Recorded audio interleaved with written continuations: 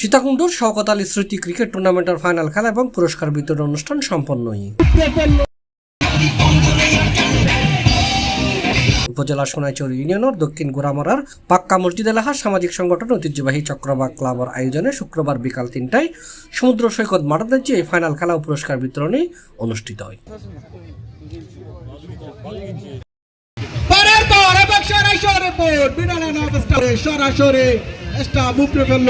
2 মাস ব্যাপী এই টুর্নামেন্টে 24টি অংশ লই ফাইনাল খেলাত SM ইয়াংস্টারের 9 উইকেটে হারাইয়ে স্টিল ওয়ারিয়র্স চ্যাম্পিয়ন হয়। চক্রবাক ক্লাবের সভাপতি মোহাম্মদ আনিসুর রহমান তৈবুরের সভাপতিত্বে এবং সাধারণ সম্পাদক আব্দুল করিমের পরিচালনায় পুরস্কার বিতরণ অনুষ্ঠানে প্রধান অতিথি হিসেবে উপস্থিত থাকিয়ে বিজয়ী এবং রানার্স আপ দলের খেলোয়াড়ের মাঝে পুরস্কার বিতরণ করছি চট্টগ্রাম মেডিকেল কলেজ হাসপাতালের ইউরোলজি বিভাগের সাবেক বিভাগীয় প্রধান প্রফেসর ডক্টর মনোয়ারুল হক শামীম।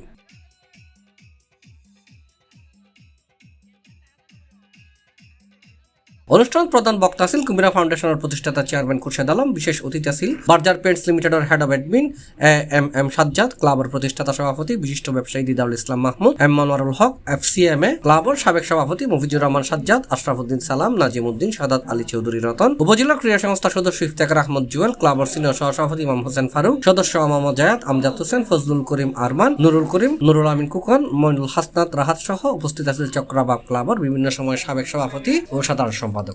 সময় খেলা দেওয়ার সময় চিন্তা করতে হবে আপনাকে পুরো ভাড়াটি প্লেয়ারকে দেওয়া যাবে না।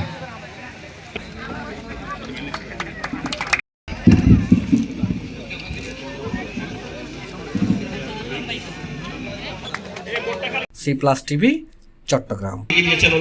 ধন্যবাদ।